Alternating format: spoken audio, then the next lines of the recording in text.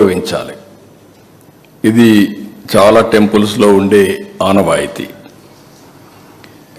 ఇక్కడ ఎవ్వరు కూడా ఆయన పోవద్దని చెప్పలేదు. ర్యాలీలు జన సమీకరణలు చేయొద్దని చెప్పాం. ఇటీవల తిరుమల తిరుపతి దేవస్థానంలో జరిగినటువంటి పరిణామాల వల్ల భక్తుల మనోభావాలు దెబ్బతిన్నాయి. ఎప్పుడైతే భక్తుల మనోభావాలు దెబ్బతిన్నాయో భక్తులందరూ కూడా ఆందోళనలో ఉన్నారు.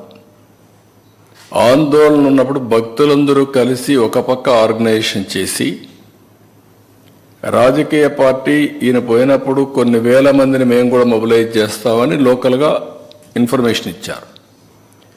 ఆటోమేటిక్గా ఎలాంటి అవాంఛనీయ సంఘటనలు జరగకూడదనే ఉద్దేశంతో అక్కడ యాక్ట్ ఆఫ్ 30 అంటే 10 మంది గుమ్ముకూడకూడదని తీసుకొచ్చారు.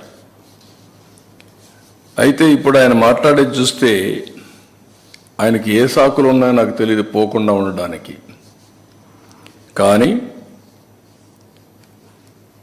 ఆయన ఏదో నిలిపేశారు, నోటీస్ ఇచ్చారని మాట్లాడుతున్నారు. కానీ షో ఎనీ నోటీస్? నేను స్ట్రైట్గా అడుగుతాను, నీకు నోటీసులు ఏమైనా ఇచ్చారా? నిన్ను వెళ్ళవద్దని ఎవరన్నా చెప్పారా? ఇస్తే చూపేయండి మీడియాకి.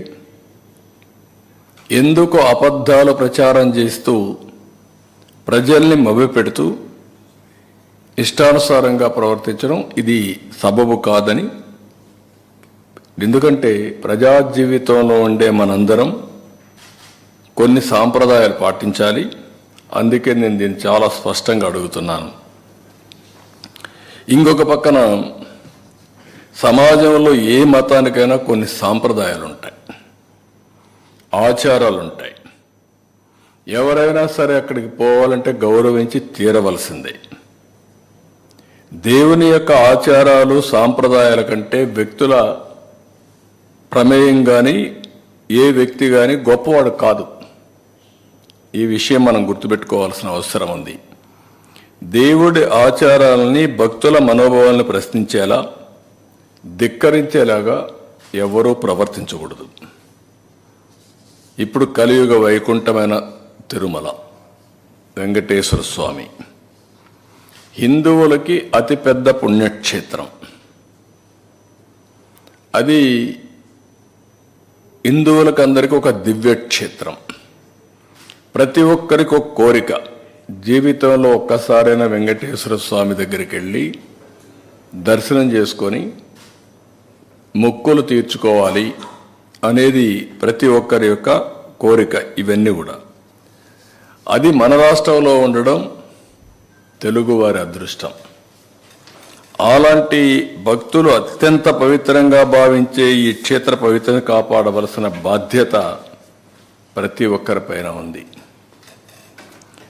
అలాంటిది ఉన్నప్పుడు అక్కడ పోయినప్పుడు నియమాల్ని, ఆగమ శాస్త్రాల్ని, ఆచారాల్ని, నిబంధనల్ని తప్పనిసరిగా పాటించాలి. అలాంటి పాటించకపోతే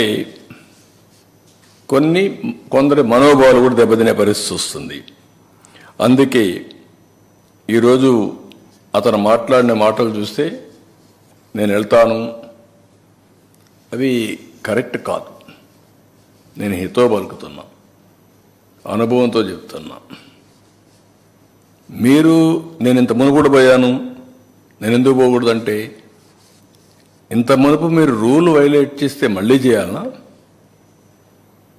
ఇంత మునుపు చట్టాన్ని ధిక్కరించి మీరు బెదిరించి లోపలికి పోతే శాశ్వతంగా అధికారం అవుతుందా? అది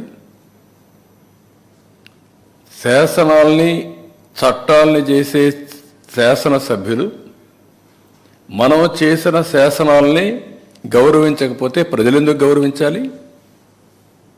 అంటే రౌడీజం చేస్తాం, ఏమైనా చేస్తాం అనే విధంగా మాట్లాడడం కరెక్ట్ కాదు. రెండోది, కాశ్మీర్ ముఖ్యమంత్రి చాలామంది లా అబైడింగ్ సిటిజన్స్ అంతా ఎవరొచ్చినా గౌరవంగా డిక్లరేషన్ ఇచ్చి లోపలికి వెళ్ళారు. వాళ్ళకి ఎవ్వరు అబ్జెక్షన్ చేయలేదు. అదే మరిగా ఇప్పుడు మాట్లాడుతూ